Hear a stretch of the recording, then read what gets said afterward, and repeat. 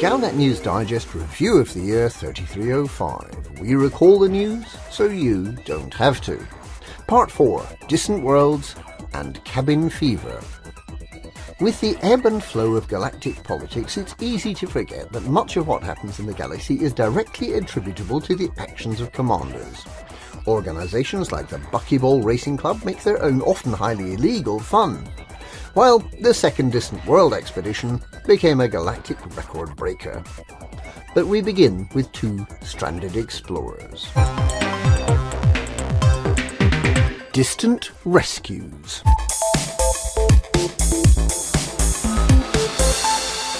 The fuel rats rescue commanders who've run out of fuel, perhaps because they forgot their fuel scoop, or because they absent-mindedly jumped to a system without a main sequence star.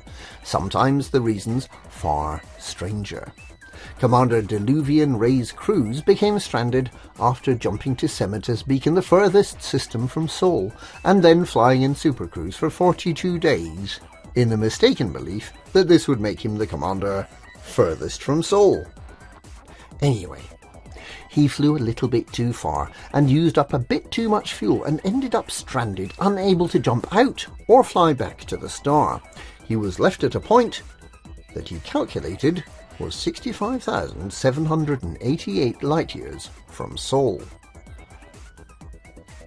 After a couple of months of admiring the scenery, he began to question whether anyone might be able to rescue him. And of course, the fuel rats took on this challenge. A small flotilla of fuel tankers set off with a tag team of tankers refueling tankers, including Commander Highway Warrior, Commander Veristhea, and Commander Numerlor.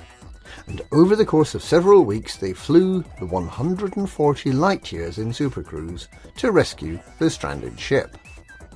Ironically, Commander Cruz did not win the record for the furthest distance from Sol.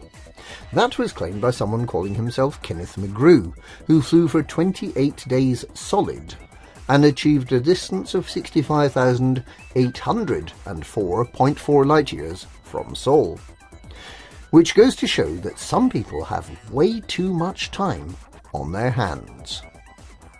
By contrast, Commander Leandrii was travelling the relatively well-trodden path from Beagle Point to Semeter's beacon when he realised he'd run out of materials for synthesising a jump boost, and found himself stuck in a system without germanium and without any mineable rings. It was easy enough for other commanders, including the fuel rats, to reach him, but without the ability to transfer germanium to him, they were unable to help.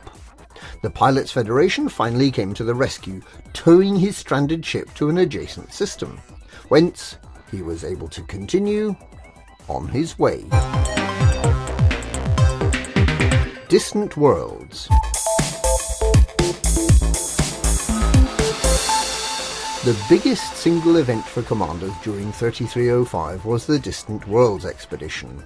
Following on from Distant Stars and Distant Worlds, this new expedition sought to retrace the steps of the earlier expeditions, but to make best advantage of the new exploration technology that was introduced at the end of 3304, and also to make its mark by creating a new exploration hub near the centre of the galaxy. What wasn't expected was the number of commanders who signed up to take part. Compared to the 1,000 or so participants in the first Distant Worlds expedition, more than 10 times as many commanders signed up, with more than 14,000 sign-ups by launch day in early January. Along the route, a combined mining effort established Explorer's anchorage in Stumii FG-Y D7561, the Deep Space Survey vessel Distant Worlds, which conducts a slow tour of interesting systems near Sagittarius A star, returning to Explorer's anchorage every 12 weeks, and a number of tourist beacons at locations along the route. Meanwhile, the Distant Ganks expedition claimed to have achieved 3,000 kills of Distant Worlds 2 explorers on the section of the route leading up to Sagittarius A star. The original plan had been for Distant Worlds 2 to be a there-and-back expedition to Beagle Point, but the effort of organising the roughly 5,000 commanders who made it to Beagle Point and beyond took its toll on the organisers.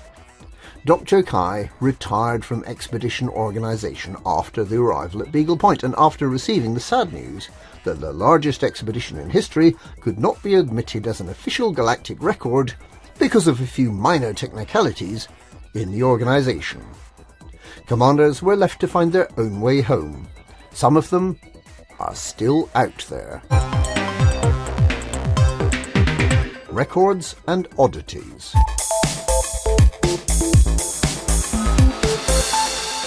After the Yamiks posted a video extolling the delights of flying to Hutton Orbital in a Sidewinder to claim your free Anaconda, the Fuel Rats received a spate of calls from stranded commanders, and felt the need to pose the question, would you buy a used car from the Yamiks?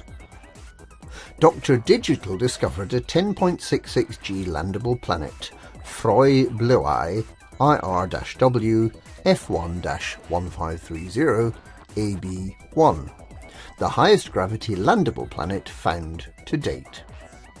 In May, Commander Exigius demonstrated that a new commander could become elite in less than 12 hours.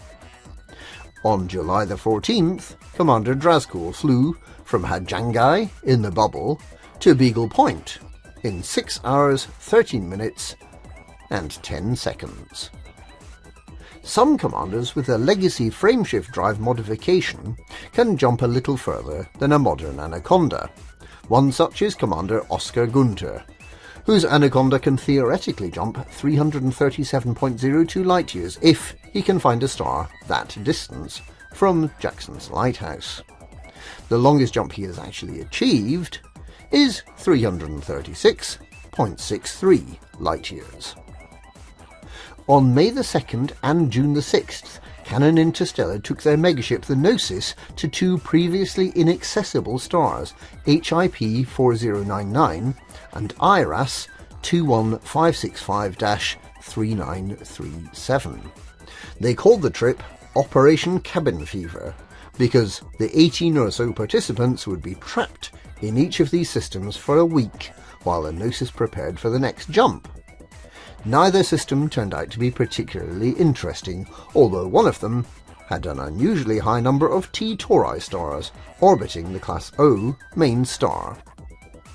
Commanders Primetime Casual and Sanderling held two Speedball events, one during Distant Worlds 2 and the other in 61 Virginis in November, which was responsible for 269 lost ships and a total insurance claim of 468 million credits, thus making it the most expensive race in history. In September, the Code claimed the largest ever heist, having stolen vast amounts of rare goods from the East India Company. However, it turned out to have been an insider job, with one of the EIC commanders handing his ship over to the pirates. And sanctions were imposed by the Pilots Federation when it was found that some commanders were allowing their ships to be flown by unauthorised pilots. Scribbling Senator Drew Wagar is planning a lore tour in early 3306, although it frankly seems unlikely that he knows very much about events such as the assassination of Kahina Loren, the Formidine Rift and the return of the Thargoids. It may well be a jolly excursion down memory lane. The first great planetary expedition.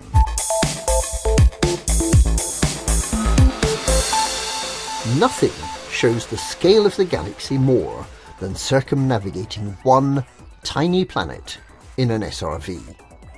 In March, Commander Alec Turner organised the first properly planned expedition to circumnavigate a planet, Kumai, in Chi Herculis. Of the 72 participants, 23 completed the course, typically taking around 50 days. Many more very sensibly dropped out, and 10 commanders are still rumoured to be out there, grimly driving through the lonely hills and plains of Kume, dressed in tatters, with hair down to their ankles and sand caked into their skin. We may see them again when they arrive at Bridger Port sometime in 3306. And that was part 4 of this year's Galnet News Review of the Year 3305. Galnet News, we recall the news so you don't have to.